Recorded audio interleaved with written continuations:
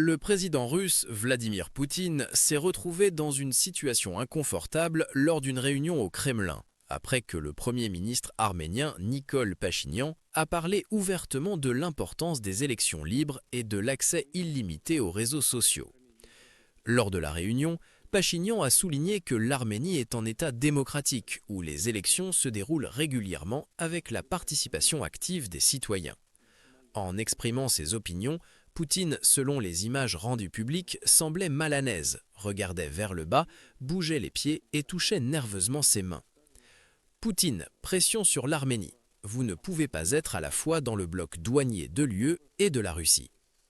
En ce qui concerne nos processus politiques internes, vous savez que l'Arménie est un pays démocratique. Chez nous, les élections se déroulent régulièrement et les citoyens votent librement pour ou contre les options politiques, a déclaré Pachinian. Il a ajouté que les citoyens d'Arménie influencent directement le choix du pouvoir à travers les élections parlementaires, soulignant que c'est le fondement du système politique dans son pays. Nous attendons les élections parlementaires et je suis convaincu qu'elles renforceront encore la démocratie et le pouvoir du peuple en Arménie, a-t-il ajouté.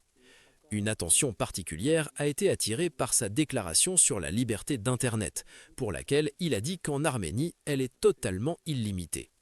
Nos réseaux sociaux sont par exemple 100% libres, il n'y a aucune restriction, a déclaré Pachinian, que beaucoup ont interprété comme une critique indirecte de la Russie. En fait, la Russie a été confrontée ces derniers mois à des accusations de contrôle accru d'Internet et de restriction de l'accès aux réseaux sociaux.